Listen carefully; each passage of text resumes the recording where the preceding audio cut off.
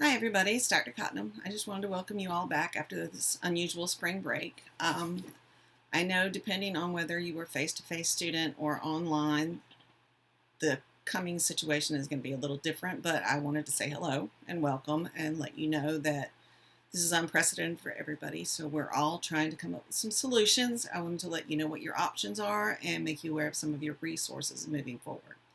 And if you've been in a face-to-face class, this may be your first time working online. So I'm willing to work with you. We'll figure this out. If you're already an online student, there still are some few things that you might want to know. So first things first, what are your options moving forward? If you're an online student or if you're not intimidated by moving to online, then no problem. Obviously, we want you to stay in the class and continue the rest of the semester. But if you are not able to, if you're sick or taking care of a sick family member, or that if you are just too busy working in a grocery store or in a health center or whatever, we understand this is not a normal time. So you have a couple of options. Option one, remain in class. That is what we would like to see you do. Remain. But if you can't, the second option we'll offer you is to withdraw. It's called an official withdrawal. Technically, the official withdrawal date was last week, I think, but it has been extended to April 3rd. So for 3, you can decide that you're just not going to be able to finish this semester. There will not be a penalty. You let me know, and I will do the paperwork online. You don't have to show up at the registrar's office. We will help you drop the class if you feel like you need to. We prefer you stay in the class, but if you just can't do it, we understand. You can drop without any penalty whatsoever. And then the third option, if you're really far along in the class but you can't continue, we don't do this very often, but we can issue an incomplete. So we'll just kind of put your work on hold, and what you've done so far can be counted towards this class in a later semester. They are not returning any tuition payments, but they will allow the tuition you paid for this semester to be used in a later semester. So for example, if you withdraw or do an incomplete, you will not have to pay for this class again. You can retake it later. So those are the options available to you. Please try and remain, but if you need to withdraw, you can take this class again with no charge, or we can issue an incomplete and you can finish the class later once life returns more or less to normal. So those are your 3 options as far as continuing the class. All right. If you decide to stay in the class,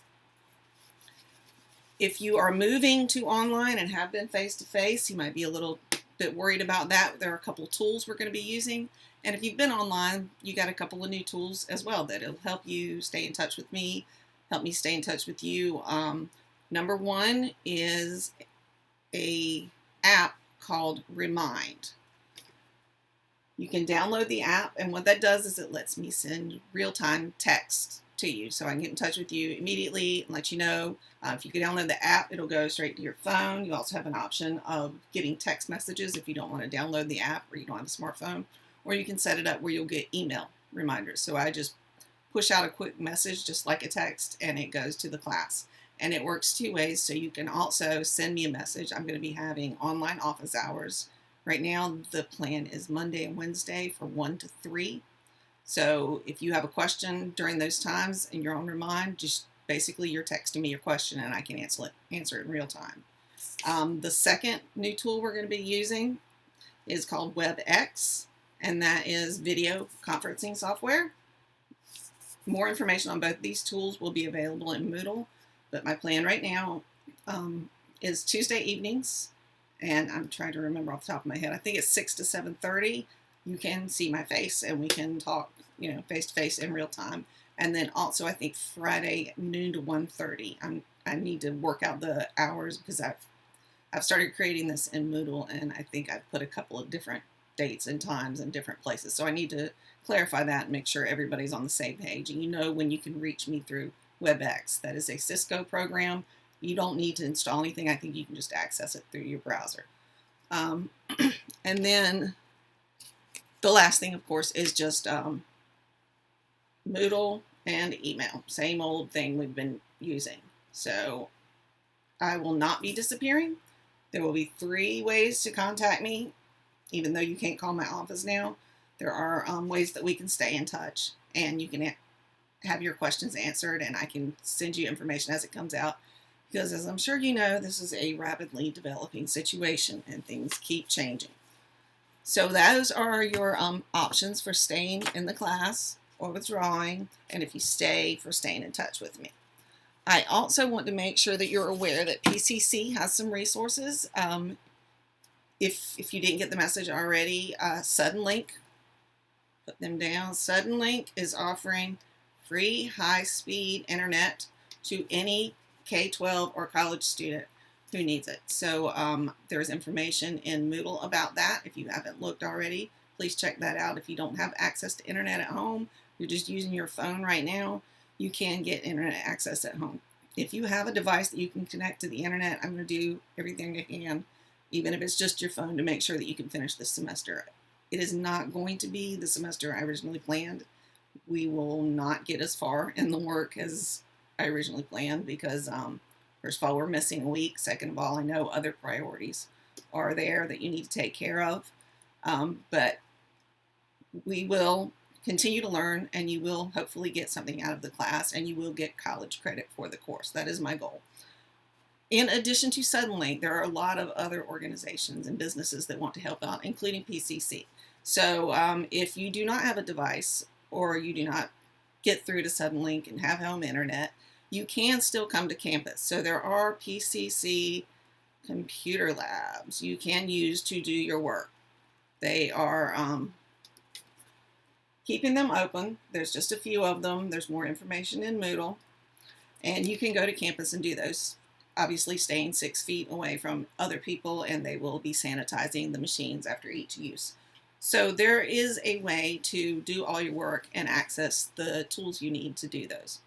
The last thing is not really PCC specific, but the New York Times, I think it was today or yesterday, anyway, they had a list of financial resources for people, because this is putting a big dent in people's plans. The economy is going to be just ruined for this because a lot of people can't work.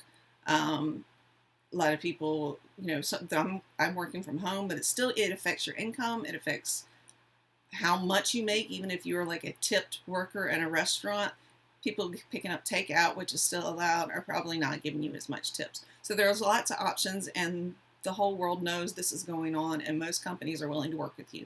So I'm going to provide that link to the New York Times article, but some of the things they mentioned, there is a rule that's been put in place by HUD, so a federal rule that mortgage companies and renters cannot evict you right now. So mortgage, rent.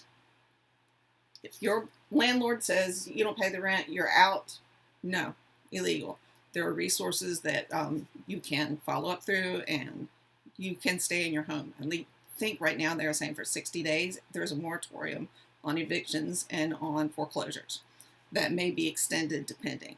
If you are worried about your electricity being cut out, most electric companies have already voluntarily agreed to not do any cutoffs.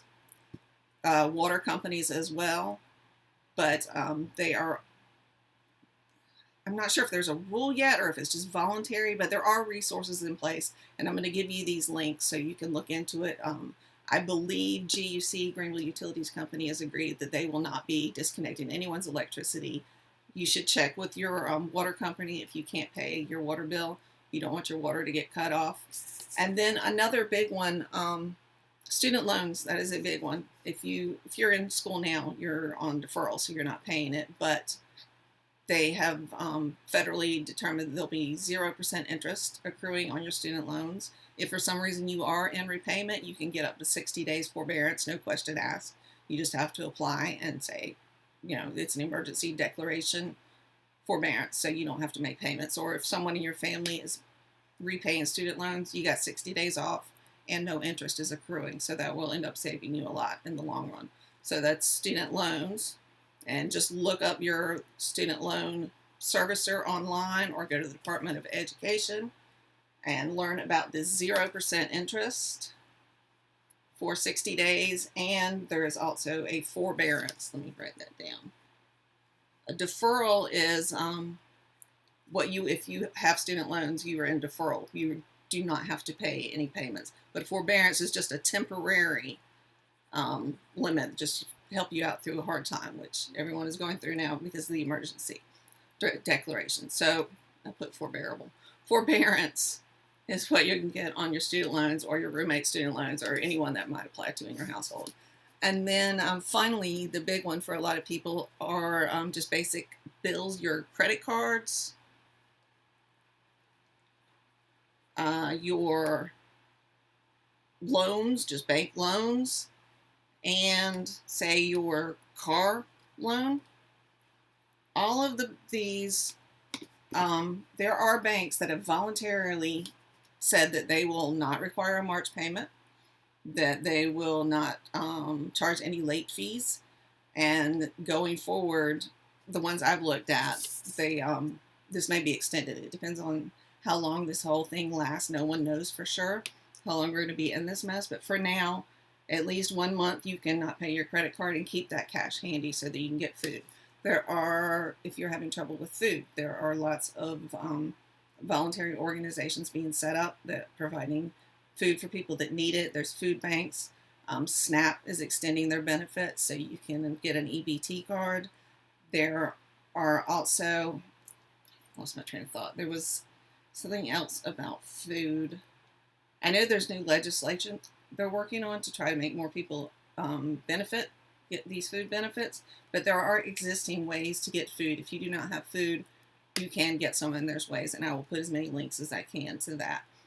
So the trick here with all of this, whether or not you've lost your job or you just don't want to give up that last $20 because it's a good idea to keep some cash on hand for an emergency, not knowing where this thing is going, there's a lot that the corporations in this country are trying to do to help, or at least, try to pretend to be the good guys and help. So don't feel like you're on your own. Don't feel like you need to drop out of school because you can't pay your rent, or they're going to cut off your electricity, or the internet is going to be cut off and you can't access that. There is help available, and you should be aware of all of that and take advantage of all of those. And just keep chugging along. I'm here. I will help you in any way I can. PCC is here to help you, and I'm glad to have you back. I'm glad to have someone to talk to after this 2-week break in isolation. So when classes start tomorrow, please reach out, let me know, send me an email, or I will see you Tuesday via WebEx. And again, all this information I'm going to be putting up on Moodle. So be patient with me, and I will try and get as much information to you as quickly as I can. And you come and give me any questions you have, and I'll answer them as quickly as I can. So welcome back, and welcome to the new normal, and let's hope it doesn't last too much longer. Talk to you soon.